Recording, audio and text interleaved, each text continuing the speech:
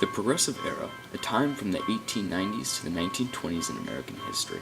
During the Progressive Era, many things were reformed such as local government, public education, medicine, finance, industry, railroads, churches, and even the hobbies and entertainment people loved.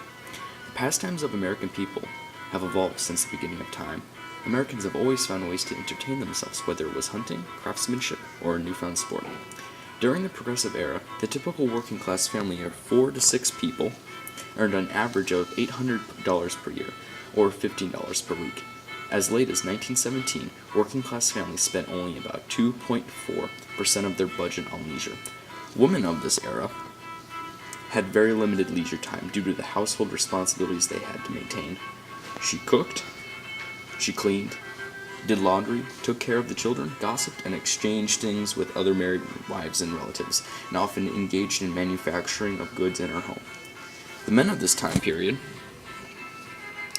on the other hand, found many new things to do for leisure. On Sundays, men would often leave the family home and attend baseball games, go fishing, go out for a shave, and stop at the saloon for drinks and a meal.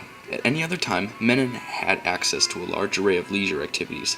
Husbands retained the right to remove whatever spending money they wanted before contributing to the household. Working men spent about 10% of their weekly income on personal expenses, the bulk of it on beer, liquor, tobacco, and the movie, theater, and tickets. They frequented pool rooms and billiard halls, bowling alleys, shooting galleries, and gymnasium. They formed their own basketball teams and workmen's clubs, and hung out in cigar stores and barber shops.